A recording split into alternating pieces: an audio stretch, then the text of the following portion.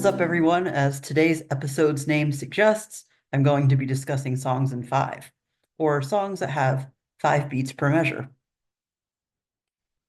I'll be discussing 3 songs today and the unique ways in which the artists make a coherent composition despite the odd timing. But before I get started with that, I'd like to talk about a familiar theme from Mission Impossible. This is in 5/4, and we can clearly see 5 quarter notes worth of duration in each measure, as the dotted quarter notes denote 1.5 quarter notes worth of duration. But what even is it about 5 that's so strange to begin with? For starters, we like to cut things in half, and we have meters of 2 or 4. We can cut these measures in half and in half, and we can even take those beats and cut them in half as well. It's something that feels very natural. Music is something that feels as though it moves. And in terms of natural movement for humans, this is going to come in footsteps, which are going to come in pairs. So being divisible by 2, being even, is something that feels very natural in the music that we listen to. And the funny thing here is that this Mission Impossible theme actually is forcing 4 unique notes out of this bar of 5/4. We have 5 beats, but we have 4 hits. However, these hits are of unequal length, adding some funk to this rhythm. This is a really good time for me to talk too about what it means to be syncopated and what it means for 2 rhythms to not be aligned with each other. Let's see how this Mission Impossible theme aligns to the beats of 5/4. We can take a look at the breakpoints, which is where one note ends and the next note begins. And we can see that the breakpoints of these 2 rhythms don't line up with each other. We can do a sanity check, and we see that there's a dotted quarter note into the measure that we have the first breakpoint in the upper rhythm. In the bottom rhythm, if we're to go a dotted quarter note into the measure, we'd fall right in the middle of this quarter note, so they can't possibly have the same breakpoints. So when I say the 2 rhythms don't align, or they conflict, or clash, or compete with each other, I'm saying that their breakpoints don't align with each other.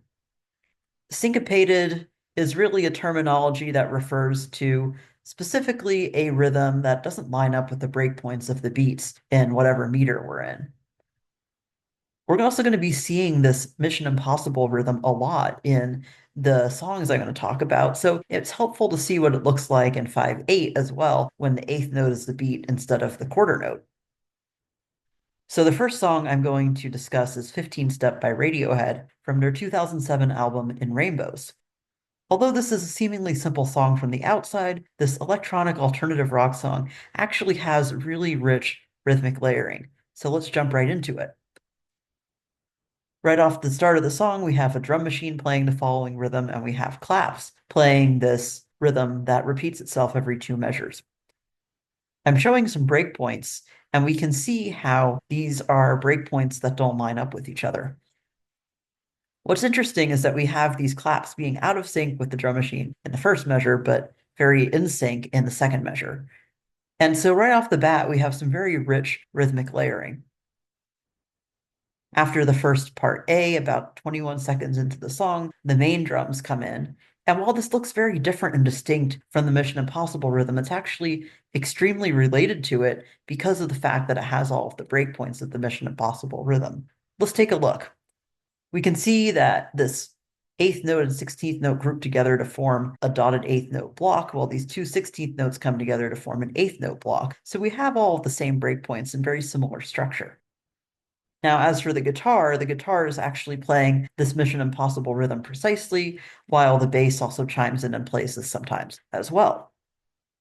Right after part C, about 1 minute and 39 seconds in, everything falls quiet, and suddenly we have an instrumental interlude that's quite playful, and it slowly increases volume until becoming very loud, and then again dies down a little bit and levels back off to the normal volume of the song. In the first 4 measures here, I've shown the drum machine, and we can see that the drum machine hits are pretty sparse and infrequent, and we have a very quiet guitar part. In the next 4 measures, we have now the ride cymbal playing on the beat up here, starting on measure 5. And because these drum machine rhythms are syncopated, and this rhythm is playing the beat, that means that there's going to be some conflicting rhythms here, and there's going to be an increase in the rhythmic layering. The guitar also becomes louder in this 4 bars, and the drum machine's hits become more frequent. In the last four bars of this interlude, the claps enter again, adding yet another layer of rhythmic complexity, and the drum machine becomes its most intense with the most frequent hits yet. And we can say we've reached a crescendo in this part of the song.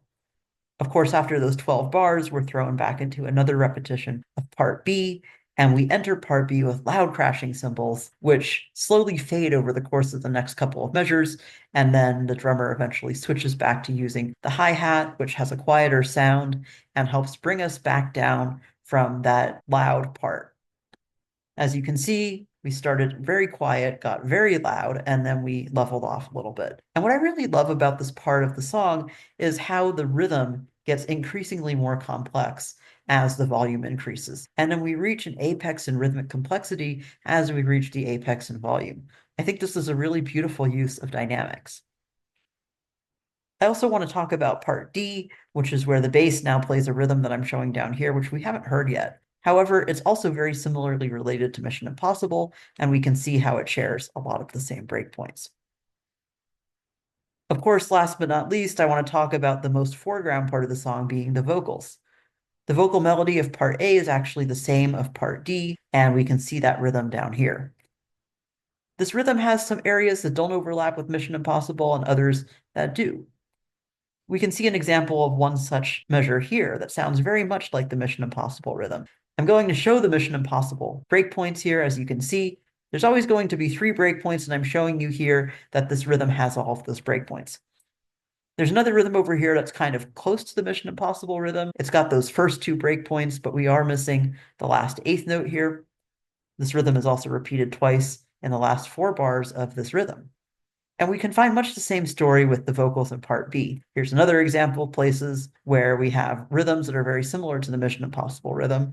And hey, here's a Mission Impossible rhythm being repeated verbatim. And more of these in the second version of part B as well.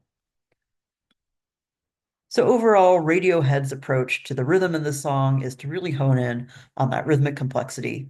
Despite having the odd time signature, they're still not shy of having syncopation and using complex rhythmic layering full of rhythms that clash with each other. The next song I'm going to discuss is Animals from Muse from their 2012 album titled The Second Law. The song begins with the keyboard playing chords in the following rhythm. Again, I've projected those 3 Mission Impossible rhythm breakpoints onto this rhythm, and we can really see the only difference is that instead of a dotted 8th note, we have 3 16th notes instead, which is, of course, the same duration.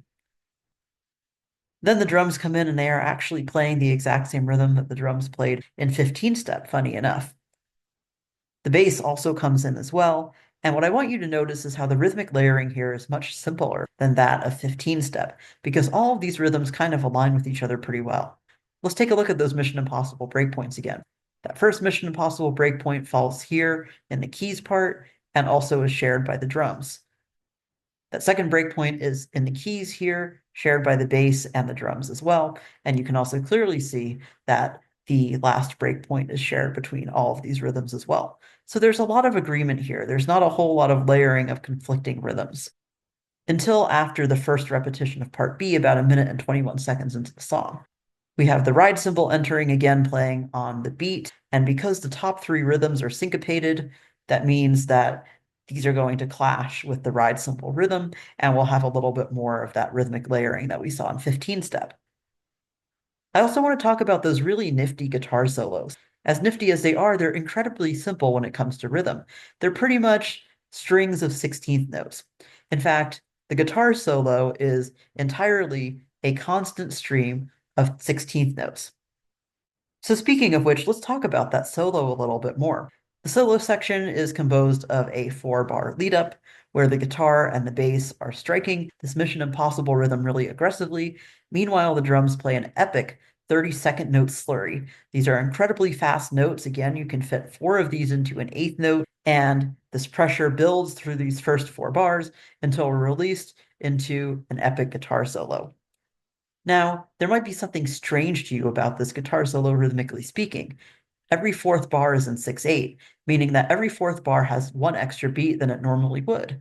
And the remarkable thing is how the instruments adapt incredibly well to this change, so much so that you might not even notice it if you weren't paying attention.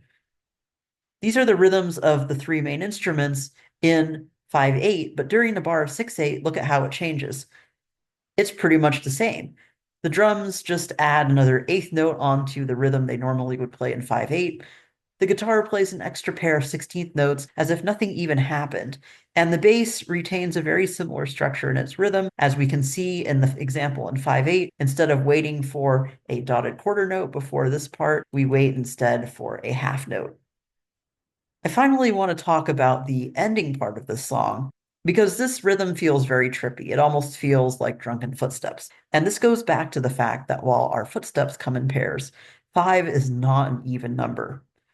We have the guitar and the bass down here playing the Mission Impossible rhythm. There's a heavy emphasis on the first note. So at the beginning of every bar of 5/8, we have an emphasis on the one. The drums, however, are doing something entirely different. They're playing a stepwise pattern where every other note is emphasized. And it feels kind of like 2/8, 1/2, 1/2, 1/2. Now, the thing that's really strange about this is that, of course, within 5 beats, you could never fit a whole number of pairs because it's an odd number. You could fit a whole number of pairs within 2 bars of 5/8 because you get 10 beats. But the thing is that when you do that, only every other bar is going to have the emphasis on the one. In your alternating bars, there will be no emphasis on the one, even though there will still be an emphasis here in the guitar and the bass. So every time this happens, the guitar and bass are going to feel like they interrupt and upset the stepping pattern that the drums are trying to create. It almost feels like the drums are not aligning with the bass and the guitar, or vice versa, but really what's happening here is just a little polyrhythmic moment. So this goes to show you how it doesn't just matter what the duration of the notes are that we're using in our rhythms, but it also matters where we place the emphasis. We could play the same rhythm twice using emphasis in different places, and it would feel different each time. Last but not least, I want to talk about the vocals. You can see instantly that the vocal rhythm in animals is much more sparse than in 15 step. We've got these phrases that are small fragments of bars. We have lots of empty space. And as we'll see in the vocals for part B, there's also a lot of long held out notes, which I'll be showing in purple. Moving on to the vocals of part B, we can once again see these phrases that take up small fragments of a bar. We can see the empty space, and there is another example here with the long held out note. Moving on to the last 6 bars, we have more empty space and another long held out note. So overall, Muse doesn't want to overcomplicate things in animals. Surely being in 5/8 and having an extra beat every 4 bars in the solo is confusing enough already. The rhythmic layering is much easier to digest than in 15 step, and there's a lot more sparseness in the vocal rhythms, which allows for the perfect pockets for the guitars to come in and play their nifty fills. Though this episode really focuses only on rhythm, I do want to say that the quality of this song lies just as much in its harmony as it does in its rhythm. And I love the chord progression of this so much that it's going to be featured in the bonus episode, so I encourage you to watch that if you're curious. And last but not least is From Eden from Hosier's self-titled album in 2014. To me, this is rhythmically the weirdest of the three, so let's dive in to see why that is. Not only do we have 5 quarter notes per measure in this song, but we also have triplet eighth notes. And if you remember, triplet eighth notes means we squeeze 3/8 notes into the space where there would normally be two. And so our quarter notes are split up a little bit differently than they typically would be. We can see triplet notation in the drum part here as indicated by the brackets of 3, but rather confusingly, while I've mentioned that an entire bracket is equivalent to 1 quarter note, there's a quarter note inside the bracket with some more stuff there. How is that possible? Well, I invite you to take a look at this symbol and see it for a moment, not as a quarter note, but as representative of 2/8 notes. In that view, we can see that there's 2/8 notes plus a third one here, and there are 3/8 notes under the bracket of 3, as we would expect. So what this symbol really is it's actually 2/3 of an unbracketed quarter note, or alternatively 2/3 of a beat. And this eighth note is the remaining third of the beat. So all this drum part has done is divided the quarter note into two pieces, but it's done so unevenly instead of directly in half. And when we divide quarter notes up in this way, it's referred to as a swing rhythm. Now, we could just as easily see what the rhythm would look like if we did not have the swing, if we separated our quarter notes in half evenly. We can replace the ties here to get something a little bit more clean, and we can take a look at this rhythm a little more further.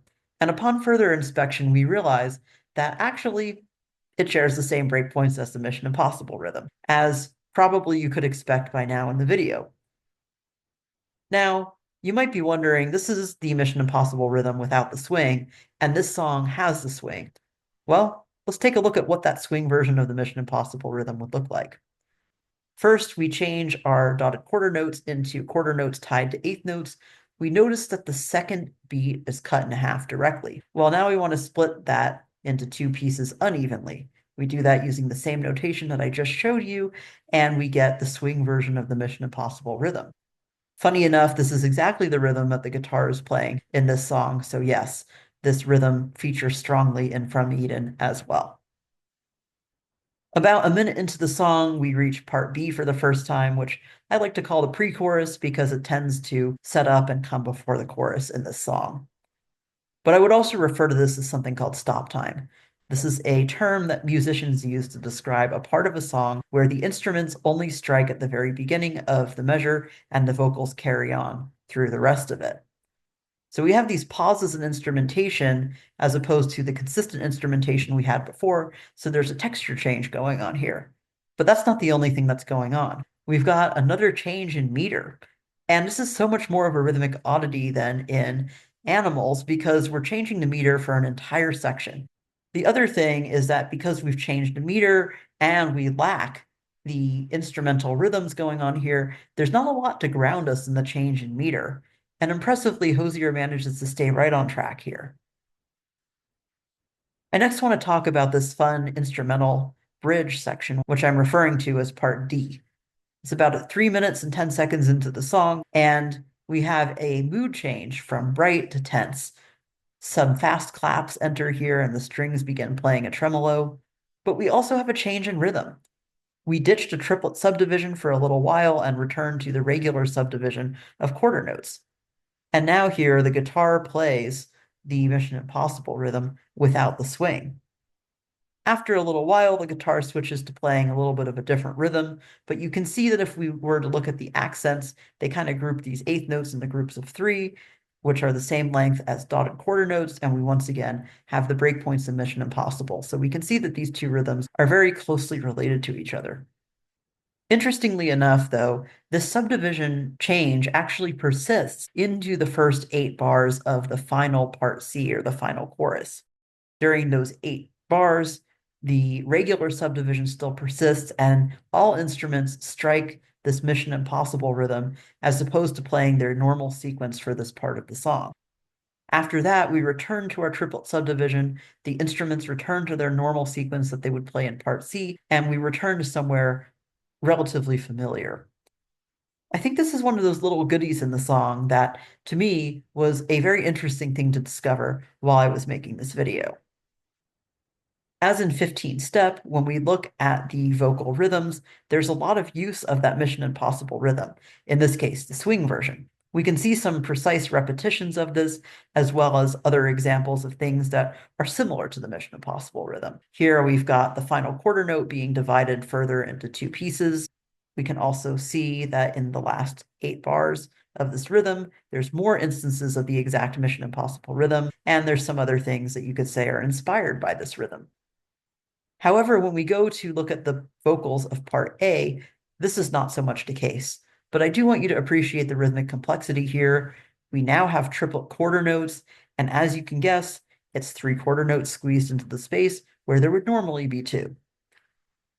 I also want you to pay attention to this rhythm down here, which is extremely complicated. There's triplet eighth notes, triplet quarter notes, unbracketed quarter notes, and they're all tied to each other in fanciful ways. In order to be able to sing this correctly, you have to have a really solid sense of rhythm. From Eden brings a folksy flair and a swing to the meter of 5/4. It does borrow a little bit from the Mission Impossible rhythm. Other than that, it's a very unique song.